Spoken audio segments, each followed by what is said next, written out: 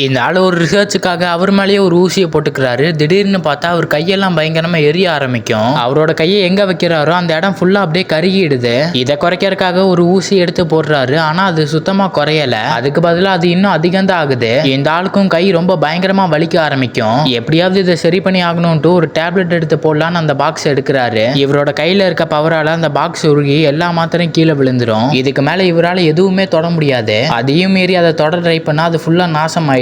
இந்த பக்கம் இவரால் இந்த வலியை சுத்தமா கண்ட்ரோல் பண்ண முடியல. எப்படியாச்சும் ஹாஸ்பிட்டல் போய் ஆகணும்னு சொல்லிட்டு செவுத்து மேல கையை வைக்கிறாரு. இவரோட பவரால அந்த செவுரு கொஞ்சம் கொஞ்சமா அப்படியே தூள் தூளா உடஞ்சு கீழே விழுந்துரும். அப்புறம் அந்த வழியா தப்பிச்சு வெளியே போறாரு. சரி அதான் தப்பிச்சிட்டோம்லன்னு சொல்லிட்டு அந்த இடத்த விட்டு கிளம்பி போகும்போது ஒரு போலீஸ் வந்து பின்னாடி கண்ணை வச்சு நின்றுறான். இவரும் அசையாம அப்படியே நிக்கிறாரு. அந்த போலீஸ் கிட்ட வந்த உடனே அந்த கண்ணை இவர் பிடிச்சிடுறாரு. இவர்கிட்ட இருக்க பவரால அந்த கன் அப்படியே தூள் தூளா போயிடும். அப்படியே கோவத்துல அவர் கழுத்துல கையை வச்சு தூக்கும் போது அப்படியே அவரும் இறந்து போயிடுறாரு.